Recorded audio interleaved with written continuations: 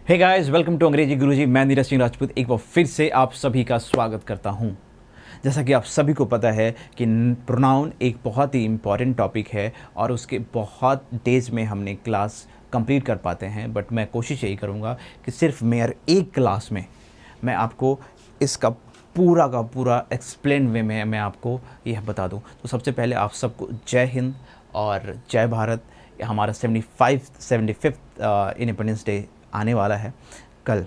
तो ये बहुत ही हमारे लिए गर्व की बात है। तो ज़रूर मनाइए, खुश रहिए और प्रण लीजिए कि हम ऐसा करें जिससे कि देश की तरक्की में, देश को आगे बढ़ने के लिए ऐसा करें कि देश हमारा लोग हमारे कमिंग जनरेशन हमारा नाम लें और हमें थैंक्स करें। चलिए, तो आज भारत माता की जय बोलते हुए आज हम प्रोनाउन का एक टॉपिक शुरू करते हैं प्यारे बच्चों, जो कि काफ़ी इम्पॉर्टेंट है। तो शुरू कर देते हैं। आइए, ये रहा आपका प्रोनाउन का टॉपिक।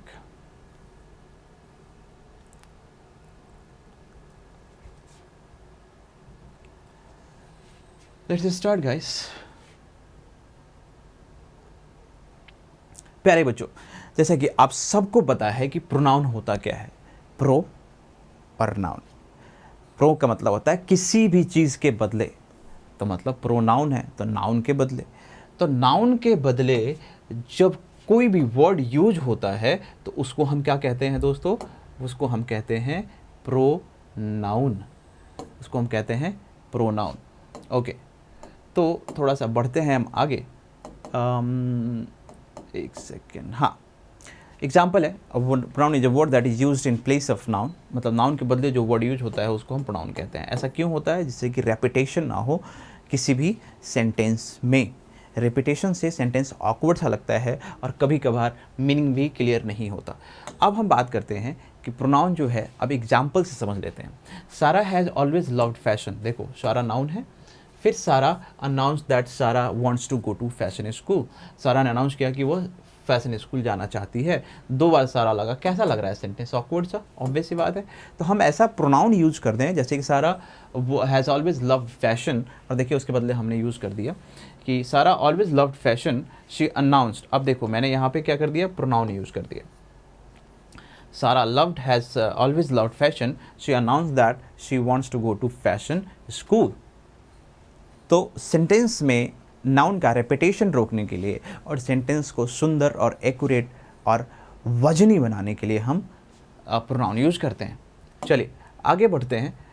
टाइप्स ऑफ प्रोनाउन समझ लेते हैं। टाइप्स ऑफ प्रोनाउन, हम 8 टाइप्स ऑफ प्रोनाउन जनरली पढ़ते हैं आजकल के जनरल ग्रामर में, current scenario of grammar. Personal pronoun, demonstrative pronoun, relative pronoun, interrogative pronoun, indefinite pronoun, reflexive pronoun, distributive pronoun and reciprocal pronoun. ठीक है, अच्छा आगे बढ़ते हैं। अब हम पहला शुरू करेंगे प्यारे दोस्तों। पहला जो शुरू होगा वह है आपका पर्सनल प्रोनाउन। जो पर्सनल प्रोनाउन है उसके बारे में बात करता हूँ। पर्सनल से आपको पता लग गया हो कि पर्सनल मतलब किसी के लिए भी, जैसे कि लेट्स सपोज मैं अपनी बात, जैसे this is my personal pen, मतलब मेरा है। ठीक है, तो इंडिविजुअल की बात भी करेंगे तो गलत नहीं होगा। Pronouns which are used in place of names और ऑफ पर्सन एंड थिंग, मतलब पर्सन और थिंग्स के जगह पे जब प्रोनाउन को यूज होता है तो उसको हम पर्सनल प्रोनाउन कहते हैं। जैसे कि she and her are known as personal pronouns. ठीक है, ये आपका पर्सनल प्रोनाउन के तौर पे यूज़ होता है।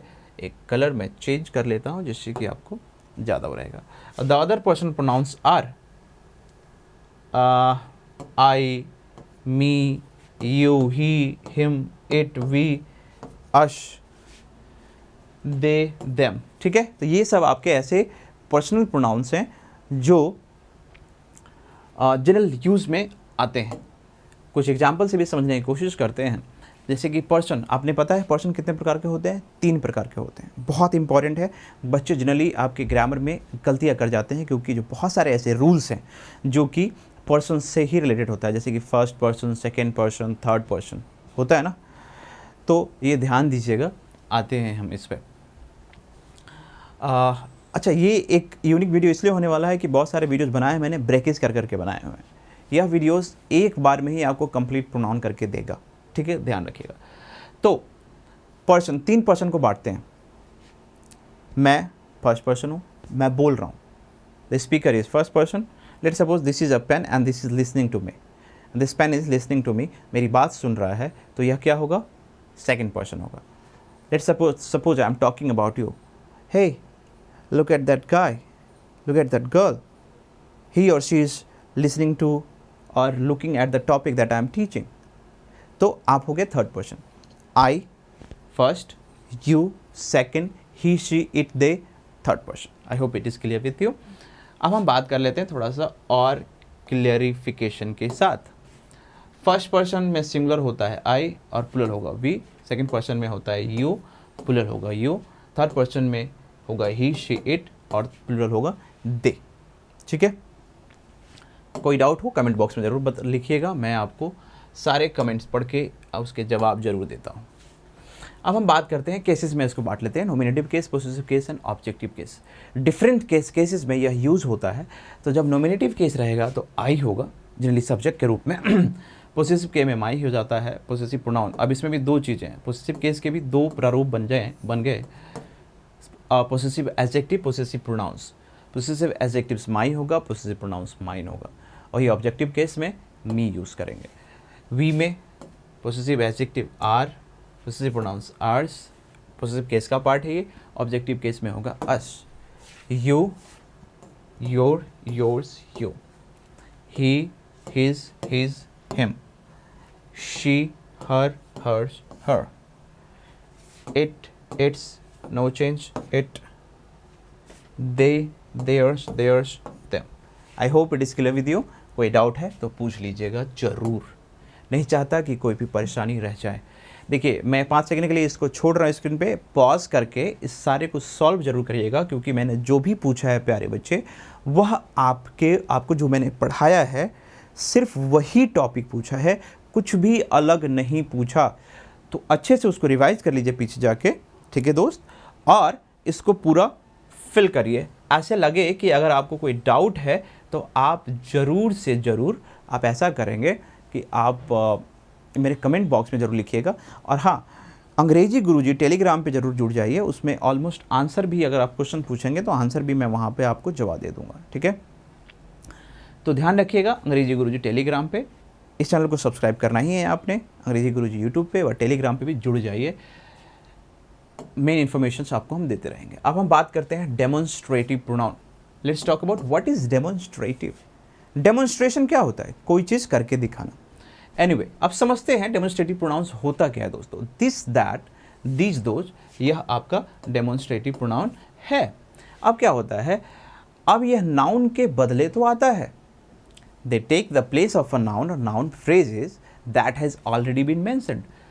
ऑब्वियस सी बात है, जो ऑलरेडी मेंशंस है उसके जगह पे इसको हम यूज़ करते हैं। नोट्स देखिए, this is used for singular items, ठीक है, singular items that are nearby, जो नज़दीक में हो और सिंगुलर हो उसके लिए दिस यूज़ करेंगे। उसी तरीके से कोई ज़्यादा हो, 2 या 2 से अधिक हो और क्या हो, नज़दीक में ही हो, नियर बाई हो, तो उसके लिए हम दीज यूज़ करेंगे। ठीक है, तो डिस्टेंस जब नज़दीक में हो तो दिस और दीज का यूज होता है। जब कोई भी वस्तु दूर हो, सिंगुलर हो तो दैट यूज होगा, दूर हो और प्लूरल हो, मल्टीपल हो तो दोज यूज होगा। ठीक है, example, this is my car, यह मेरी कार है, मतलब पास में है। दैट वॉज माई पेन, मतलब वह मेरा पेन था। तो इस केसेस में आप इस तरीके से यूज़ करेंगे। I hope it is clear with you. ठीक है, to stop repetition of singular noun, ठीक है, of it uses and stop repetition of plural noun, those is used, ये मैं बता चुका हूँ आपको। देखो कुछ एग्जाम्पल्स क्वेश्चंस आएंगे, ध्यान रखिएगा। The climate of Pune is better than that of, जब किसी 2 शहर में, जैसे होटल्स का कंपैरिजन कर रहे हैं, वेदर का कंपैरिजन कर रहे हैं, ब्यूटी ऑफ गर्ल्स का कंपैरिजन कर रहे हैं, नंबर ऑफ एम्प्लॉयमेंट का कंपैरिजन कर रहे हैं, तो दैट ऑफ जरूर यूज़ करिएगा। ठीक है, आगे बढ़ते हैं। कुछ example, this types of books is useful, this informations are reliable. I mean ये थोड़ा सा क्या है कि दोज ऑफ मुंबईया आपने देखना है कि कहाँ गलती है, कैसे सुधार सकते हैं। ठीक है, तो इस तरीके से फिर से आपको यह क्वेश्चन करना है, और कोई दिक्कत हो तो पूछ लीजिएगा। इंडी, ये भाई ये बाद में करिए, ठीक है। चलिए, कोई परेशानी हो तो पूछिएगा, क्वेश्चन जरूर करिएगा। अब हम बात करते हैं रिफ्लेक्सिव प्रोनाउंस की। रिफ्लेक्सिव उसी को कहते हैं, इंटेंसिव उसी को कहते हैं, इम्फैक्टिव उसी को कहते हैं, ठीक है। तो ये क्या होता है, देखो सेल्फ जनरली हम सिंगुलर के लिए यूज़ करते हैं, बट वही जब प्लूरल होता है तो सेल्फ लगा देते हैं, जैसे कि माई सेल्फ है, योर सेल्फ है, हिम सेल्फ है, herself, itself, our self, तो इसमें सेल्फ लगा देंगे तो वो प्लूरल के रूप में यूज होगा। Use a reflexive pronoun when both the subject and object of a word refer to the same person. Reflexive pronoun कब यूज होता है, जब किसी भी सेंटेंस में सब्जेक्ट और ऑब्जेक्ट दोनों सेम पर्सन या सेम थिंग के लिए यूज होता है। थोड़ा एग्जांपल लेके समझ लेंगे तो शायद ज़्यादा आपको क्लियर हो जाएगा। Henry cursed himself for the poor I site.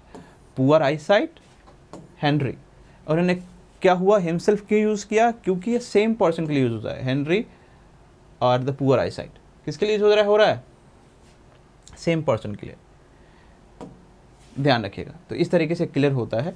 तो मुझे लगता है कि यह आपका ज़्यादा प्रॉब्लमैटिक नहीं है। आप पढ़िएगा, अगर कोई दिक्कत हो तो ज़रूर से ज़रूर पूछिएगा। बढ़ते हैं थोड़ा आगे, सेम उसी से रिलेटेड मैंने कुछ क्वेश्चंस दिए हैं, इसको करिएगा ज़रूर। अगर कोई परेशानी हो तो पूछिएगा ज़रूर, ठीक है।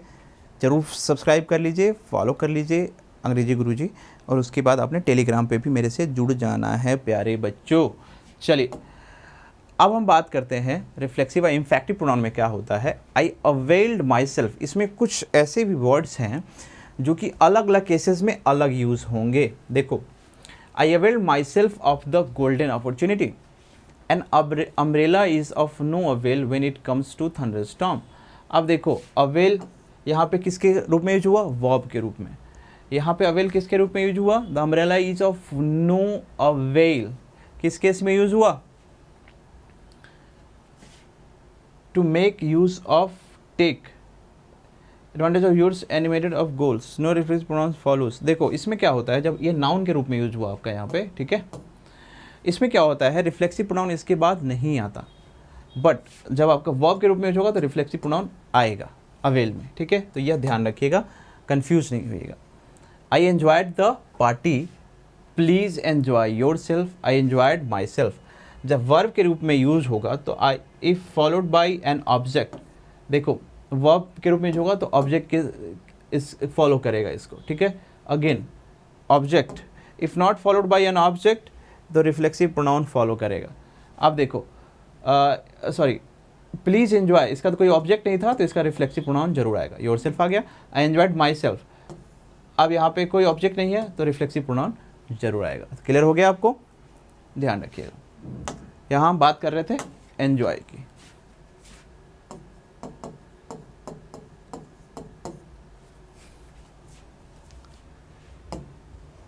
She reconciled with his business partner, मतलब मिल गए। She reconciled herself to the demand of her in laws. यहाँ पे देखिए दोनों में वर्ब के रूप पे यूज हुआ है, टू रिस्टोर हार्मनी।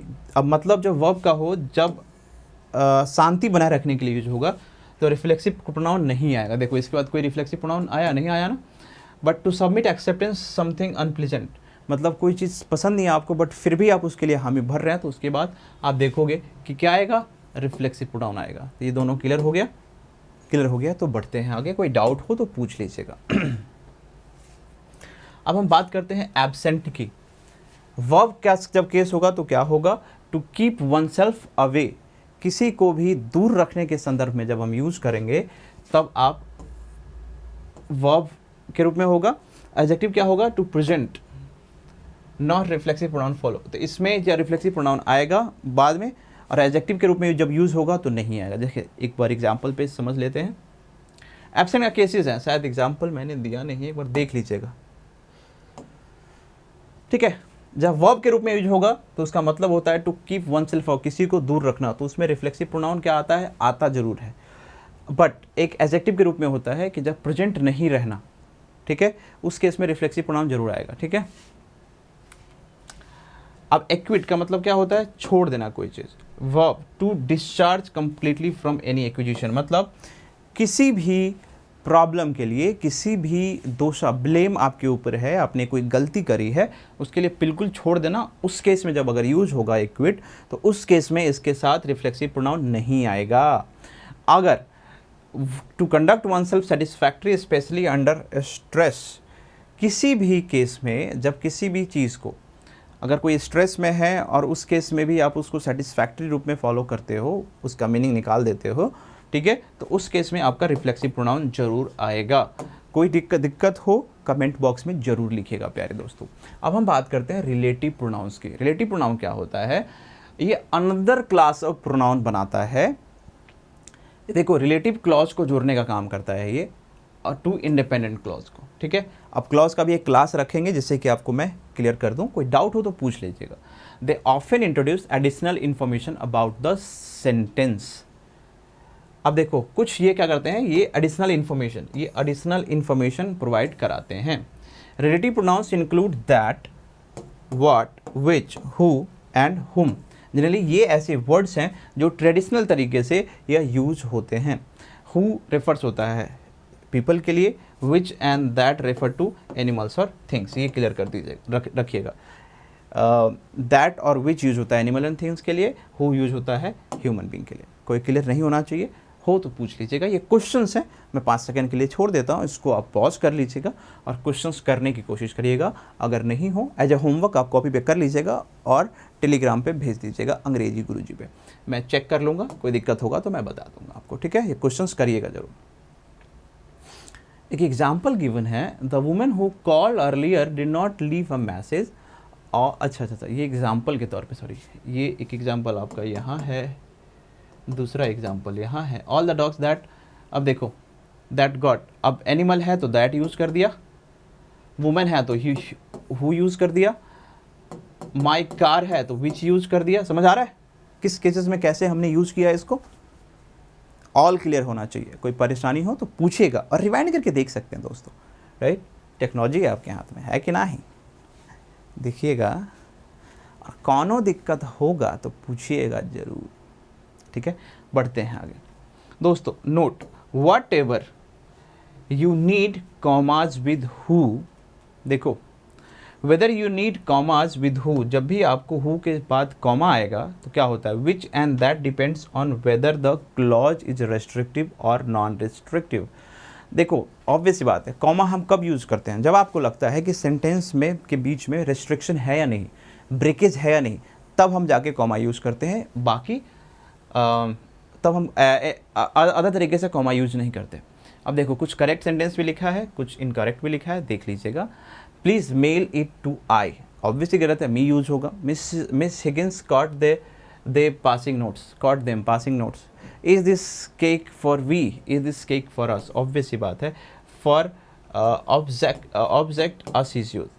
हुम is trickier, the, because whom थोड़ा ट्रिकियर होता है। हुम किस केस में यूज होगा, ध्यान दीजिएगा। हुम because it usually comes before the verb, ये हमेशा जनरली वर्ब से पहले आता है या प्रेपोजिशन से पहले आता है। और फिर क्या होता है, उसका मीनिंग बदल देता है। जैसे कि हुम डिड यू स्पीक टू, हुम क्या है, वर्ब से पहले आया। अ मैन हुम I have never, again verb से पहले आया। इनकरेक्ट क्या होगा, हुम शुड आई से इज कॉलिंग, ऑब्वियसली बात है ये सेंटेंस गलत है, राइट। इसका कोई मीनिंग निकल के नहीं आएगा, हु शुड आई से इज कॉलिंग, ठीक है। आइए बढ़ते हैं। अब हम बात करेंगे इनडेफिनिट प्रोनाउंस के। इनडेफिनिट प्रोनाउन क्या होता है? जो अनस्पेसिफिक होता है।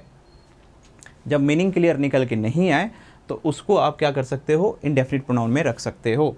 All, another, any, anybody, anyone, anything, each, everybody, everyone, everything, few, many, nobody, none, one, several, some, somebody, ये सब आपका इनडेफिनिट प्रोनाउन है, डेफिनिट नहीं है। इसका मीनिंग क्लियर निकल के नहीं आता, ये बहुत ही इंपॉर्टेंट है। इससे इसके रिलेटेड बहुत सारे मैंने टेबल्स बनाए हुए हैं, उससे आपको देख के समझ आएगा, तो वो टेबल जरूर समझिएगा।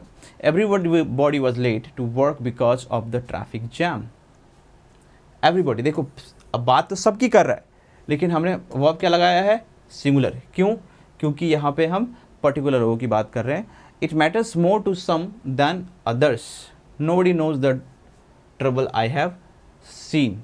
देखो सबके साथ क्या लग रहा है, सिंगुलर वर्ब।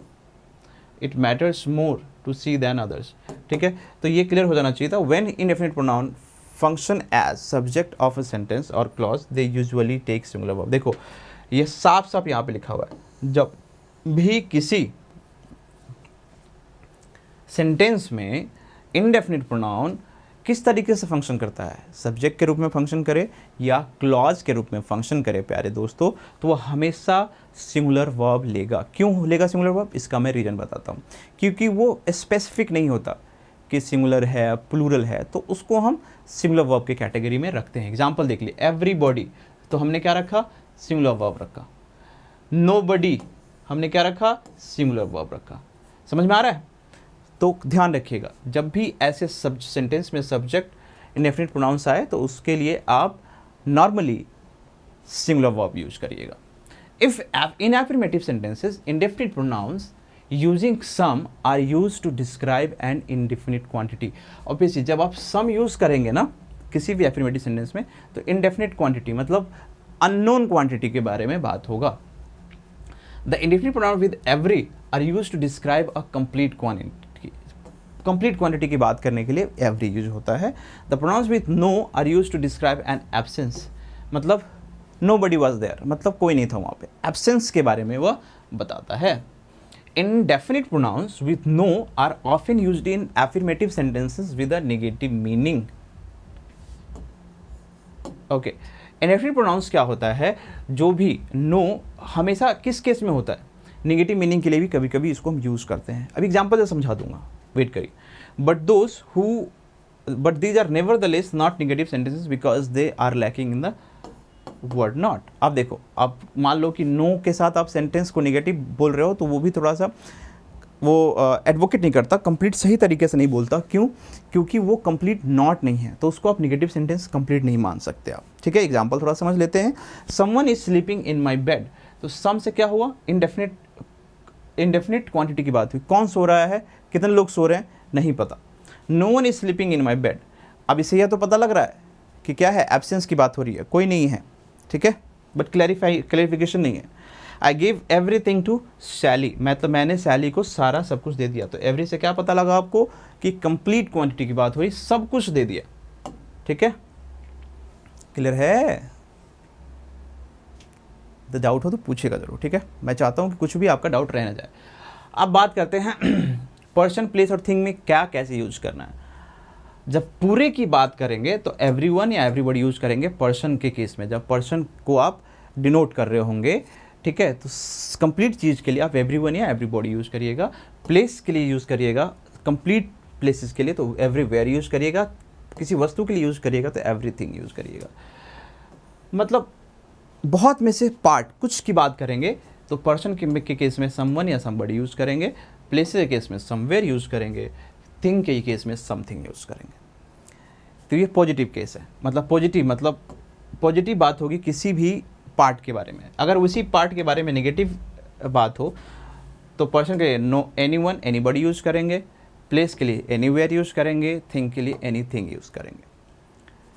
नन यूज कब करेंगे, जब पर्सन के लिए नो वन, जब कुछ नहीं हो तो नो वन या नोबडी यूज करेंगे, प्लेसेस में कुछ नहीं हो तो नोवेयर यूज करेंगे, थिंग में कुछ नहीं हो तो नथिंग यूज करेंगे, नो थिंग मतलब नथिंग यूज करेंगे।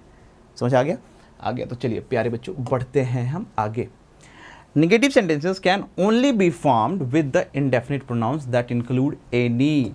अब देखो, नेगेटिव सेंटेंस जो है सिर्फ और सिर्फ तभी फॉर्म हो सकता है जब एनी जरूर आए, मतलब as far as the indefinite pronoun is concern.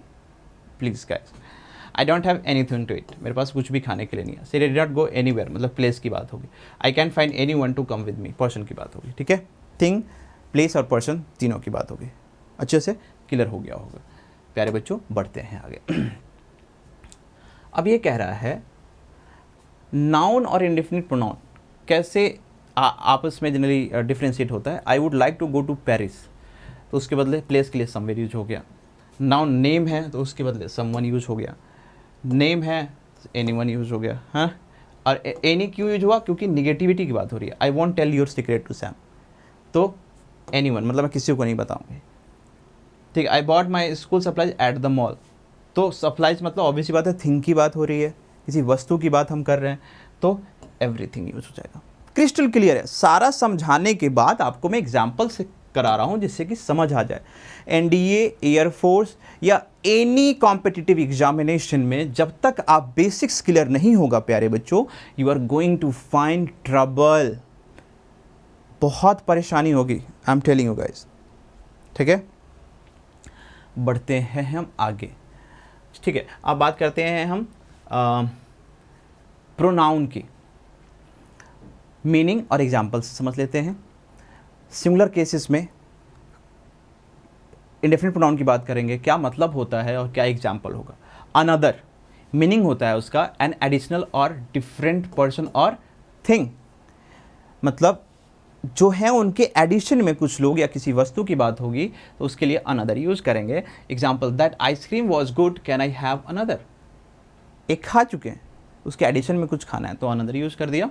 Anybody या anyone, no matter what person, मतलब नहीं पता कौन पर्सन है। ठीक है, can anyone answer this question, मतलब कोई भी दे सकता है। ठीक है, एनीवन समझ आ गया। एनीथिंग, अगेन ये एनीवन या एनीबडी पर्सन के लिए यूज होता है। एनीथिंग क्या होगा, थिंग के लिए यूज होगा। नो मैटर व्हाट थिंग, मतलब कोई भी वस्तु। The doctor needs to know if you have eaten anything in the last 2 hours, मतलब कुछ भी खाया हो तो बता दीजिए। क्लियर है, बढ़ा रहा हूँ, थोड़ा टाइम कंस्टेंट है, मैं चाहता हूँ कि सारा चीज़ क्लियर हो जाए, लेकिन थोड़ा सा समय बीच में, मतलब ज़्यादा मैं वेस्ट ना करूँ। मतलब ऑलरेडी एक्सप्लेन और क्लासेस में कर चुका हूँ, बट मेरा ये है कि इसमें बेसिक्स आपको मैं पूरा बता दूँ प्यारे दोस्तों। अब बात करते हैं ईच की। ईच क्या होता है, ईच डिनोट करता है प्यारे बच्चों, ये डिनोट करता है एवरी वन ऑफ टू और मोर पीपल और थिंग्स सीन सेपरेटली, मतलब किसी की बात हो, मतलब ऑब्वियसली 2 से अधिक की बात हम ईच में करेंगे, लेकिन उसके लिए सेपरेट तरीके से जब यूज़ करना हो तब ईच यूज़ करेंगे, क्योंकि सबको पर्टिकुलर तरीके से देखते हैं ईच में। Example, each has his own thoughts. Each obvious बात है, बात प्लूरल को डिनोट कर रहा है, सबको डिनोट कर रहा है, बट यह वर्ब ले रहा है सिंगुलर, क्योंकि हम पर्टिकुलर सबकी अलग अलग बात कर रहे हैं। क्लियर। इधर क्या होता है, 2 में से एक की जब बात हो, one of the other of 2 people और थिंग्स। ठीक है, 2 में से एक इंसान की बात हो। Do you want to tea और कॉफ़ी, मतलब टी या कॉफ़ी में से क्या लोगे, तो आप क्या बोलोगे, इधर इज़ गुड फॉर मी। दोनों में से कोई भी चलेगा भाई, ले आओ, कुछ भी चलेगा, टैंकी भरना चाहिए। ओके, इनफ का मतलब क्या होता है, पर्याप्त। ओके, अब इससे मतलब क्या होता है, एज मच और एज मेनी एज नीडेड, मतलब जितना अधिक हो सके, जिससे कि हमारा काम मतलब अच्छे तरीके से कंप्लीट हो जाए, इनफ हो जाए। मीनिंग इनफ इज इनफ, पर्याप्त ही पर्याप्त है। मतलब एक बोलते हैं ना, इनफ इज इनफ, अब बहुत हो गया, इसके आगे कुछ टॉलरेट नहीं करूँगा, तो उस केस में आप इनफ यूज़ करेंगे। एवरीबॉडी एंड एवरीवन, ऑब्वियसली बात है पर्सन के रूप में यूज होगा, सारे लोगों के लिए जब यूज़ करना हो तो एवरीबॉडी या एवरीवन यूज़ करेंगे। We can start the meeting because everybody has arrived, हम मीटिंग स्टार्ट कर सकते हैं क्योंकि सब लोग पहुंच गए हैं। क्लियर हो गया है, बढ़ते हैं आगे। एवरीथिंग सारे वस्तुओं के लिए होता है। ठीक है, दे हैव नो हाउस और possessions, they lost everything in the earthquake, उनका कुछ भी नहीं है क्योंकि उन्होंने सब कुछ खो दिया है अर्थक्वेक में। प्लेस मतलब smaller amount, less is more, मतलब कम अच्छा होता है अगर आप सेटिस्फाइड हो। लिटिल, ज़्यादा कम मात्रा की जब बात हो, मतलब लेस मतलब स्मॉलर अमाउंट, मतलब ज़्यादा कम मात्रा की बात हो, और लिटिल मतलब उससे थोड़ा सा कम मात्रा की बात हो। Little is known about his early life, मतलब किसी के बारे में भी बहुत कम जानकारी हो तो उसके लिए आप लिटिल यूज़ कर सकते हो। ठीक है, मच ज़्यादा अमाउंट के लिए यूज होता है। A large amount, much has happened since we met, बहुत कुछ हो चुका है जब से हम मिले हैं, दिमाग में नेगेटिविटी चल रही है, पड़ेगा लाफा। ठीक है, पॉजिटिव वे में लीजिए। नीदर का मतलब क्या होता है, 2 में से कोई भी नहीं, उसके केस में आप नीदर यूज करोगे। I keep telling Jack and Jill but neither believes me, but दोनों में से किसी ने मेरे बात पे विश्वास कोई नहीं करता। नो बडी नो वन में नो पर्सन की बात हम करते हैं। ठीक है, थोड़ा नेगेटिव सेंस में रखते हैं इसको। I phone many times but nobody answer, मतलब किसी ने जवाब नहीं दिया। नथिंग केस में क्या होता है, नॉट सिंगल थिंग, मतलब एक भी वस्तु नहीं, एक कुछ भी नहीं। तो I don't know the answer, it's best to say nothing, मुझे आंसर ही नहीं पता है तो इससे बढ़िया है कुछ कहो ही नहीं। वन किस केस में यूज होता है? One is an indefinite person. नहीं, जब किसी के बारे में आपको नहीं पता हो तो आप वन यूज करते हो। Can one smoke here? All the students arrived but now one is missing. क्या मैं स्मोक कर सकता हूँ? मतलब कौन स्मोक कर सकता, मतलब एक इनडेफिनिट, मतलब कोई भी स्मोक कर सकता है क्या, ये पूछने का मतलब है। All the student arrive but now no one is missing, मतलब सारे पहुंच गए बट एक मिसिंग है, बट वो इनडेफिनिट है, नो बडी नोज।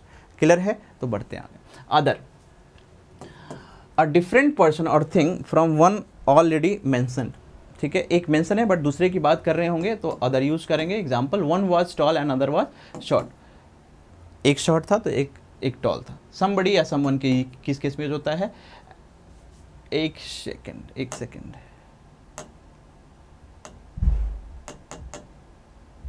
ठीक है, समबडी या समवन का भी यूज होता है। अनस्पेसिफाइड और अननोन पर्सन के लिए यूज होता है प्यारे बच्चों। Clearly somebody murder him, it was not suicide, मतलब किसी ने मर्डर किया है, सुसाइड नहीं है। ठीक है, तो किसी पर्सन की बात। समथिंग, अगेन थिंग की बात करते हैं, अनस्पेसिफाइड थिंग की बात होगा। Listen, I just heard something, मैंने कोई आवाज़ सुनी है किसी वस्तु के गिरने की बट मुझे नहीं पता। यू, एन इनडेफिनिट पर्सन की बात होती है। ठीक है, तो उसके लिए यूज़ करेंगे। And you can see why. ठीक है, और तुम देख सकते हो ऐसा क्यों हुआ। तो सिंगुलर इंडेफिनिट प्रोनाउन मैंने करा दिया है पूरा, समझ आ गया होगा। डाउट हो तो पूछिएगा ज़रूर, एक बार रिमाइंड भी करके दे सकते हैं। अगर फिर भी परेशानी है तो अंग्रेजी गुरुजी पे जाइए और पूरा का पूरा समझिए। अब हम बात करेंगे प्लूरल की। अब हम बात करेंगे प्यारे दोस्तों प्लूरल की, प्लूरल इंडेफिनिट प्रोनाउन की। बोथ, ऑब्वियस सी बात है, बोथ प्लूरल होता है। दो पीपल जब एक साथ देखे जाते हैं तो उसके लिए हम बोथ यूज़ करते हैं। John likes coffee but not tea, I think both are good, मुझे लगता है कि दोनों चाय और कॉफ़ी ठीक है। फ्यू का मतलब क्या होता है? A small number of people और थिंग्स, मतलब किसी वस्तु या इंसान के लिए कम मात्रा की बात हो तो फ्यू यूज करेंगे। Few have ever disobeyed him and lived, क्या उसने, किसी ने उसके बात को नहीं माना और जी सका है। फीवर मतलब फ्यू से ज़्यादा कम के बारे में जब बात करेंगे, ज़्यादा रिड्यूस्ड नंबर की बात होगी तो उस केस में आप फीवर यूज़ करेंगे। Fewer are smoking these days, मतलब क्या है? फ्यूअर लोग, मतलब कम लोग जो हैं जनरली स्मोक कर रहे हैं। मेनी की बात जब हम करेंगे तो क्या होगा? A large number of people और थिंग्स की जब बात करेंगे तो आप मेनी यूज़ करेंगे। मेनी हैव कम ऑलरेडी, बहुत सारे लोग आ चुके हैं। कौन परेशानी नहीं होनी चाहिए, हो तो पूछ लीजिए। अदर्स क्या होता है? Other people not us. Others का मतलब क्या होता है? दूसरे लोग, हम लोग नहीं। जैसे कि I am sure that others have tried before us, मतलब हम लोगों से पहले किसी ने ट्राई जरूर किया है अप्रोच करने का। सेवरल का मतलब क्या होता है प्यारे दोस्तों? अनेक, हिंदी में तो यही बोलते हैं। More than two but not many, बहुत, दो से अधिक बट बहुत ज़्यादा नहीं। They all complain and several left the meeting, बहुत लोगों ने कंप्लेन किया बट उनमें से कुछ लोगों ने मीटिंग छोड़ दिया। दे, ये इसका मतलब होता है वे लोग। ठीक है, जिसमें आपको मैंने पर्सन में पढ़ाया था, थर्ड पर्सन प्लूरल नंबर के लिए। तो इसका मतलब होता है पीपल इन जनरल किसी लोगों की बात जब करेंगे तो दो यूज़ करेंगे। They say that vegetables are good for you, वो कहते हैं कि वेजिटेबल आपके लिए अच्छा है। ठीक है, अब सिंगुलर और प्लूरल दोनों के लिए यूज़ होता है कुछ ऐसे वर्ड्स। यह बहुत क्लियर है, बहुत बारीक से समझिएगा। अब मिस कर दिया तो भैया प्रॉब्लम झेलोगे। ऑल, सिंगुलर और प्लूरल दोनों में यूज होता है। कैसे होता है देखते हैं। The whole quantity of something और समथिंग्स, ये तो आपको पता है। जब किसी भी इंसान या किसी वस्तु के बारे में पूरे की बात करें, ऑल की बात करें तो यूज़ करते हैं हम उसको। ऑल इज़ फॉरगिवन, ठीक है, सबको माफ़ कर दिया गया है। ऑल हैज़ अ राइट, देखो फॉरगिवन मतलब क्या होता है कि क्षमा क्या होता है, एक में सबको हम एक साथ कर सकते हैं। बट अराइव के केस में क्या होता है प्यारे दोस्तों कि कोई भी इंसान जब अराइव करेगा तो हम उसको एक पर्टिकुलर रूप में देखते हैं, तो उसको हम क्या करेंगे, अलग अलग तरीके से क्या करेंगे, उसको हम प्लूरल का केस रखेंगे और इस केस में हम सिंगुलर रखेंगे। ठीक है, any, no matter how much और हाउ मेनी, नहीं पता मतलब कितने भी हो सकते हैं, कौन भी हो सकता है। ठीक है, मतलब कितना है नहीं पता, अनसर्टेन है। ठीक है, स्पेसिफिक है। इज एनी लेफ्ट, क्या कुछ बचा है, तो ऑब्वियस बात है थोड़ा नेगेटिविटी की बात कर रहे हैं कि कुछ बचा है क्या, तो उस केस में आप एनी के साथ सिंगुलर यूज होगा। आर एनी कमिंग, मतलब क्या कुछ लोग आ रहे हैं, तो इसमें आपने क्या यूज़ किया, प्लूरल वर्ब यूज़ किया। फिर भी डाउट हो पूछिएगा ज़रूर, मैं बार बार बताता हूँ आपको। मोर क्या होता है, ज़्यादा के केस में होता है। There is more over there, वहाँ पे ऑलरेडी कुछ हैं, more are coming, there is more over there, ठीक है, उस केस में आपने सिंगुलर वर्ब यूज़ किया। मोर क्या है, अनस्पेसिफिक है। मोर आर कमिंग मतलब आने के केसेस में ऑलरेडी जो अवेलेबल है उसके लिए आपने सिंगुलर यूज़ कर लिया, क्योंकि ऑलरेडी बंच में बैठे हुए हैं। मोर आर कमिंग आ रहे हैं तो ऑब्वियस सी बात है वन बाई वन घुसेंगे या जैसा भी है, तो उस केस में आपने प्लूरल वर्ब यूज़ कर लिया। मोस्ट क्या होता है, द मेजोरिटी या नियरली ऑल, पूरे के बारे में मोस्टली बात करते हैं। तो मोस्ट इज़ लॉस्ट, मतलब गेम्स जब निगेटिविटी की बात हो तो उसमें से अब या तो मैक्सिमम नंबर ऑफ लॉस कर चुके हैं तो सिंगुलर वर्ब यूज करेंगे। मोस्ट हैव रिफ्यूज, बहुत लोगों ने, ये तो पर्टिकुलर हो जाता है कि बहुत सारे लोगों ने रिफ्यूज़ किया है, ठीक है, तो उसके लिए आप प्लूरल वर्ब यूज करेंगे। None, not any, no person और पर्सन्स, ठीक है। नन किस केस में यूज होता है प्यारे बच्चों, नन यूज होता है किसी भी व्यक्ति या पर्सन के लिए, जब नहीं हम के केस में यूज करते हैं तो नन यूज करेंगे।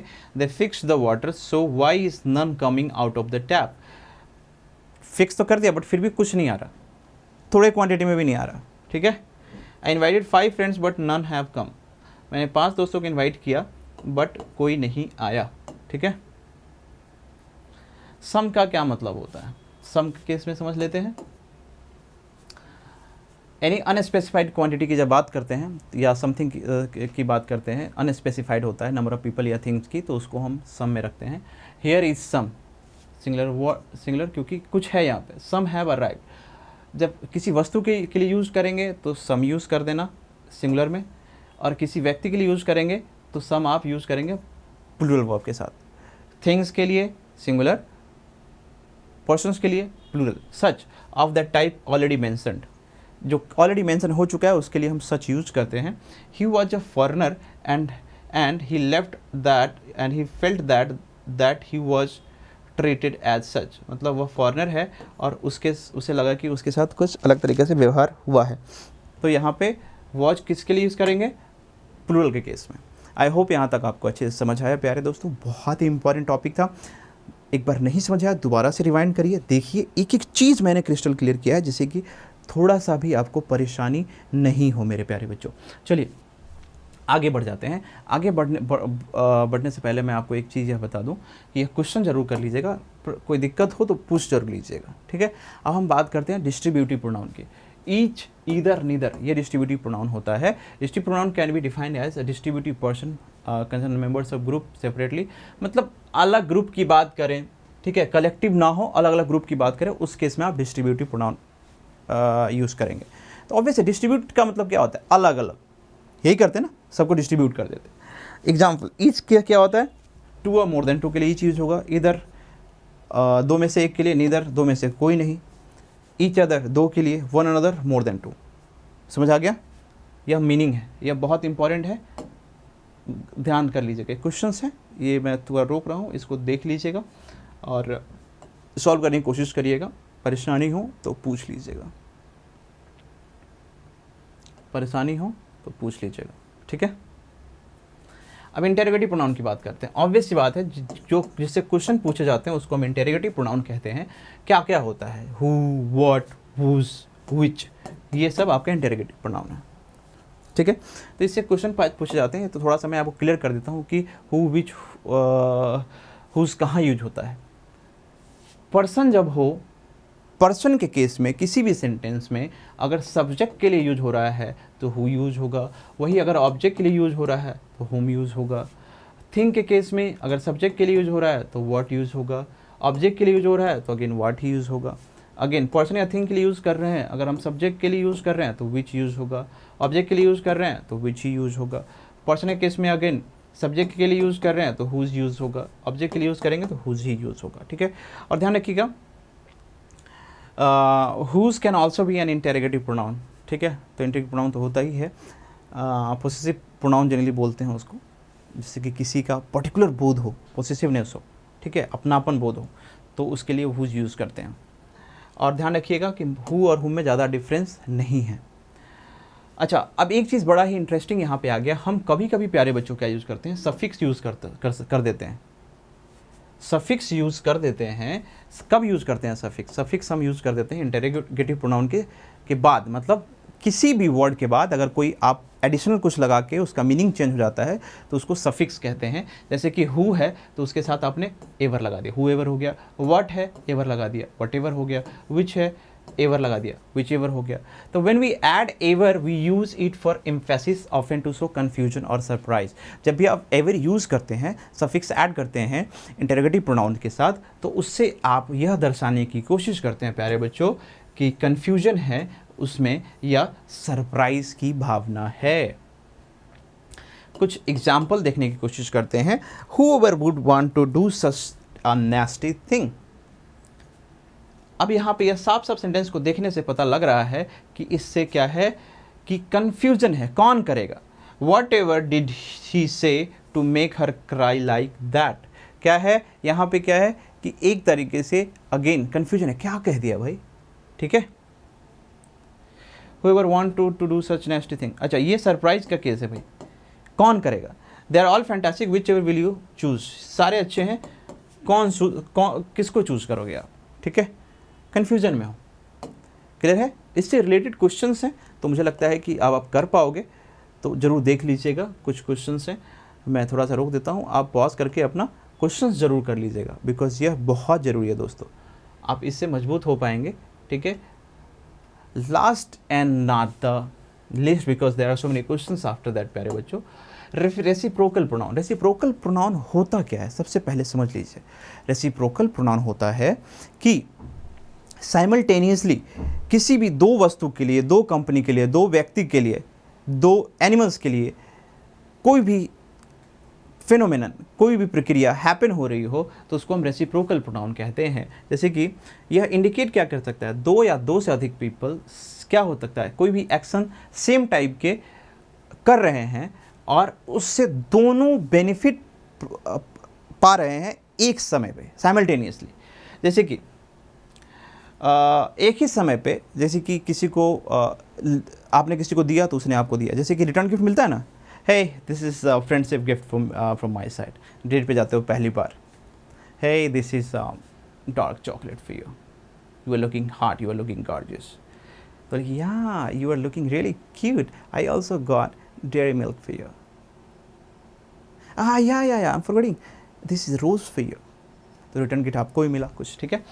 तो इस केस में आप रेसिप्रोकल प्रोनाउन ईच यूज़ करोगे। इसका एग्जाम्पल क्या होता है वह समझने की बात है। इसका एग्जाम्पल होता है ईच अदर, बस दो ही होते हैं, एंड वन अनदर।